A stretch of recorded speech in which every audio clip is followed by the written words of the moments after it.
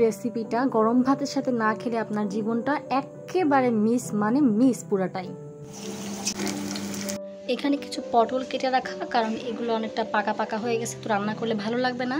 তো আমি ট্রাই করব যেটাতে একটা ভর্তা বানানোর, প্রথমবারের মতন। দেখা যাক ভর্তাটা কেমন হয়। এখানে রসুন আর এখানে অল্প কিছু পেঁয়াজ আমি একবার কুচি করে রাখছি, যেন আমার তাড়াতাড়ি হয়ে যায় সব কিছু। এই যে পটলগুলো আমি একেবারে গোল গোল করে কেটে নিছি, আর সাথে অল্প কিছু রসুন দিয়ে দিলাম, মানে সেদ্ধর ভেতরে আমি এগুলো দিব একসাথে। আর এখানে রসুনগুলো যতটা সম্ভব কুচি কুচি করে ফেলছি, আর এদিকে ঝাল, শুকনো ঝাল, মানে সব কিছু আমি একবার রেডি করে ফেলছি যেন আমার তাড়াহুড়ো না লাগে। এই যে সেদ্ধ করার পর এরকম একদম গরম গরম, তবে একটু ঠান্ডা হলে আমি এগুলো ব্লেন্ড করে নিব।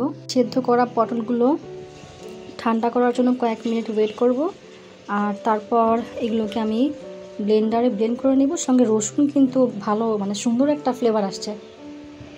আচ্ছা, এই যে পটলের পেস্ট, যেটা কিনা খোসা ছাড়ানোর পরে সিদ্ধ করার পরে আমি এটাকে বেটে নিছি। এখন দেখা যাক রান্না করার পালা। এখানে সরিষার তেলই বেশি ব্যবহার করা হয়েছে আর সামান্য পরিমাণে সয়াবিন তেল। তবে শুধু সরিষার তেল ব্যবহার করলে ভর্তার স্বাদটা বেশি আসবে। প্রথমে আমি এখন দিয়ে দিব কয়েকটা শুকনা ঝাল। চুলার আঁচটা একটু কমিয়ে দিব, তা না হলে ঝালগুলো পুড়ে যাবে। এই পর্যায়ে দিয়ে দিচ্ছি কিছুটা কালো জিরা। এখন দিচ্ছি কুচি করে রাখা রসুন।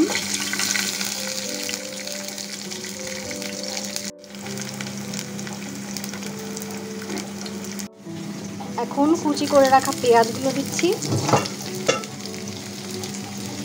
এখন সেই পটল পেস্টটা আমি দিয়ে দিব চুলাতে। আমি নেড়ে দাও একটুখানি, আরো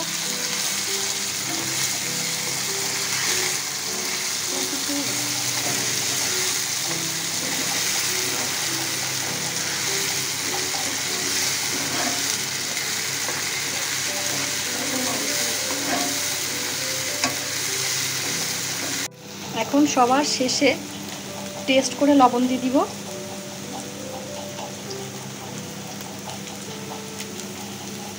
লবণটা একবারে শেষে দেওয়া, কারণ সেদ্ধর সময় কিছুটা লবণ আমি অ্যাড করছিলাম। আব্বু খেয়ে দেখেন কি বানাইছি। আলহামদুলিল্লাহ, ফর দ্য ফার্স্ট টাইম আমি একটা নতুন জিনিস বানাই, আমি এতটা স্যাটিসফাইড। আর বাসার সবাই এটা খেয়ে বলছে যে এটা অনেক টেস্ট ছিল। এটা ইনশাল্লাহ আপু বাসায় আসলে আমি আবার বানাবো। যারা শেষ পর্যন্ত আমার ভিডিও দেখলেন তাদেরকে অনেক অনেক অনেক বেশি ধন্যবাদ। সবাই আমার জন্য দোয়া করবেন। আজকে এখানেই শেষ করছি। আল্লাহ হাফেজ।